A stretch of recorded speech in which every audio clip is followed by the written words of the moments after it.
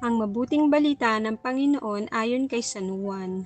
6 na araw bago magpaskwa, si Jesus dumating sa Betanya, sa bayan ni Lazaro, na kanyang muling binuhay. Ipinaghanda siya roon ng hapunan. Naglingkod si Marta at si Lazaro, isa sa mga kasalo ni Jesus. Kumuha si Maria ng mamahaling pabango, isang libra ng dalisay na nardo, at ibinuhos sa mga paa ni Jesus. Pagkatapos, pinunasan ng kanyang buhok at humahalimuyak sa buong bahay ang pabango.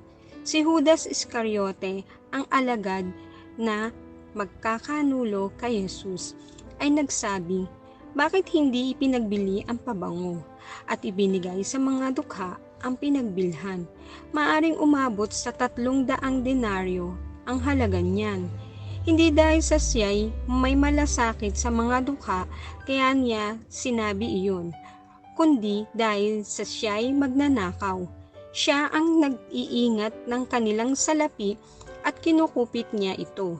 Sumagot si Jesus, "Ano't siya'y ginugulo ninyo? Pabayaan ninyong ilaan niya ito para sa paglilibing sa akin habang panahon. Kasama ninyo ang mga dukha, ngunit ako'y hindi ninyo kasama sa habang panahon." Nabalitaan ng maraming Hudyo na si Jesus ay nasa Betanya, kaya pumaroon sila. Hindi lamang dahil sa kanya, kundi para makita si Lazaro na kanyang muling binuhay.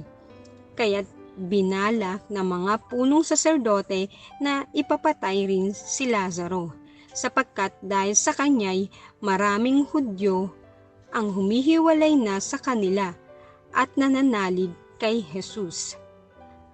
Ang mabuting balita ng Panginoon.